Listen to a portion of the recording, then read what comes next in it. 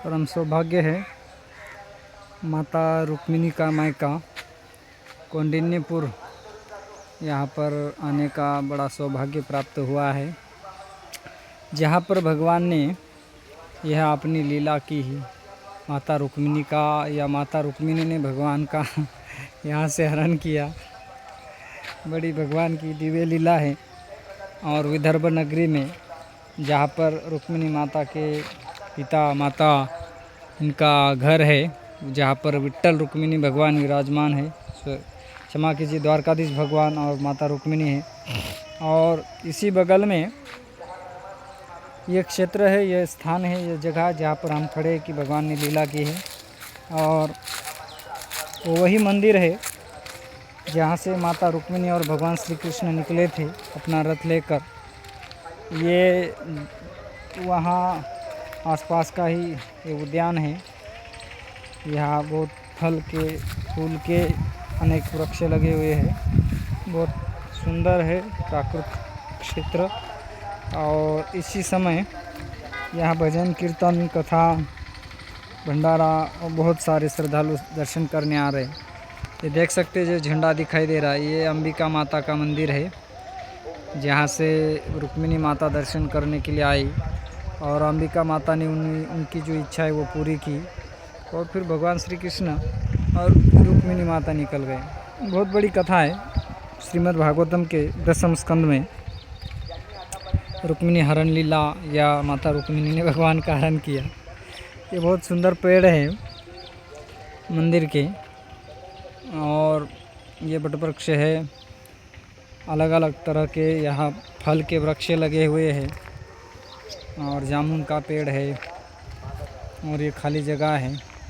इसके बगल में नदी है जिसका नाम वर्धा, जो कि गंगा नदी अलग अलग नामों से जानी जाती है, जो गोदावरी नाम से भी जानी जाती है। ऐसे परम पवित्र क्षेत्र धाम में वास करने का अवसर प्राप्त हो रहा है।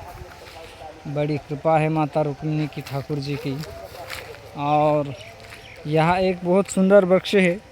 भगवान ने जो दुनिया बनाई है इसमें हम देख सकते हैं कि अलग अलग प्रकार के पेड़ बनाए हैं, है ना।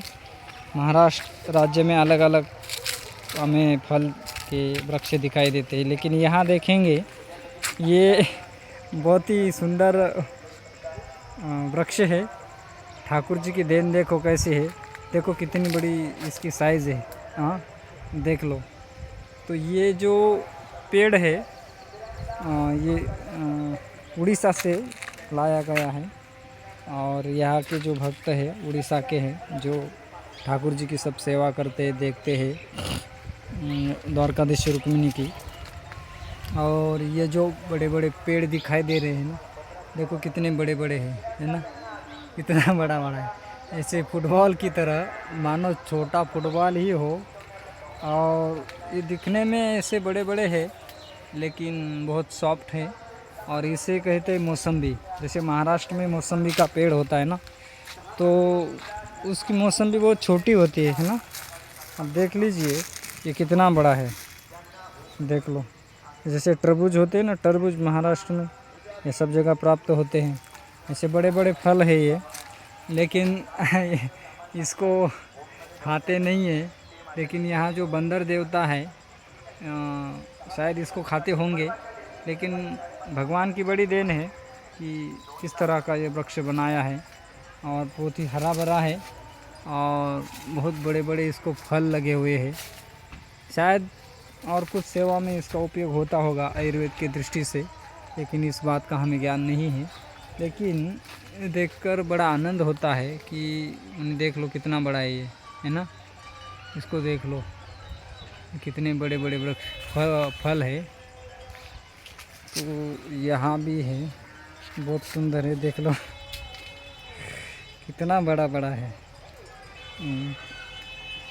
और नीचे भी है, ज़मीन से ज़्यादा सटा हुआ है, नीचे झुका हुआ है।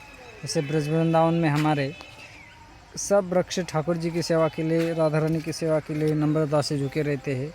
देखो यहाँ शायद पंछी ने इसको तोता की तरह खाया है और थोड़ा बाकी है। बहुत कुछ बड़े बड़े फल है ये।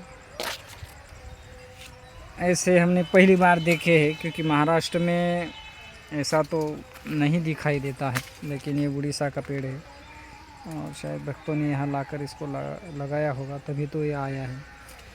देखो कितना बड़ा फल है ना, कितनी बड़ी बड़ी। देखो ये सॉफ्ट, एकदम सॉफ्ट है ना। बड़ा सुंदर उद्यान है और छोटे फल भी है, बहुत अच्छा है। दूर से भी देख सकते हैं इसको, कैसे कैसे फल लगे हैं, देख लो। ये ऊपर भी है, बड़े बड़े हैं। देखो, ये देखो कितना बड़ा है। ये हमने पहली बार देखा है इस तरह का पेड़। शायद सुनने वालों को भी पता होगा कि देखा हुआ होगा ऐसा। बहुत बड़े बड़े फल लगे हुए हैं इसको, देख लो। ठाकुर जी की देन है इस सृष्टि में कि हम सोच भी नहीं सकते हैं। तो इससे पता चलता है कि इस दुनिया को बनाने वाले ठाकुर जी है, माने भगवान श्री कृष्ण चंद्र ठाकुर जी।